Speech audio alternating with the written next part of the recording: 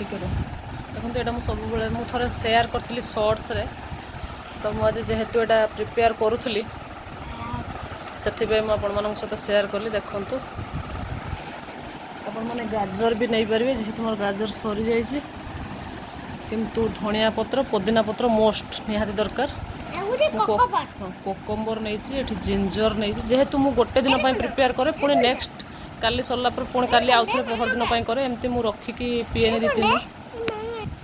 ଯଦି ଆପଣମାନେ ଗୋଟେ ଦିନ ବନେଇକି ବି ଅଧିକ ଗୋଟେ ମାନେ କିନ୍ତୁ ମୋଷ୍ଟ କାଚ ପାତ୍ର ହେଇଥିବା ଦରକାର, କାଚ ପାତ୍ରରେ କରିବେ। ଆଉ ଆପଣ ଆଜି ବି କରିକି 2 ଦିନ ପର୍ଯ୍ୟନ୍ତ ପିଇପାରିବେ ଫ୍ରିଜରେ ରଖିକି।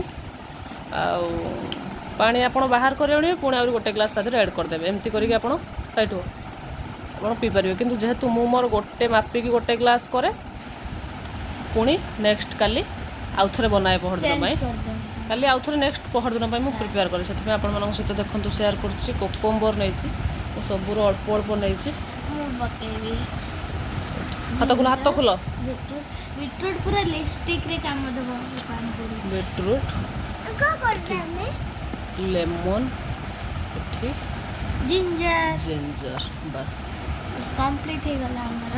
ତ କମ୍ପ୍ଲିଟ୍ ହେଇଗଲା। ଲିଡ୍ ବନ୍ଦ କରି ୟାକୁ ଫ୍ରିଜରେ ରଖିଦେବା। କାଲି ସକାଳେ ଦେଖନ୍ତୁ ମୁଁ ଲେମନ୍ ଖାଉଛି।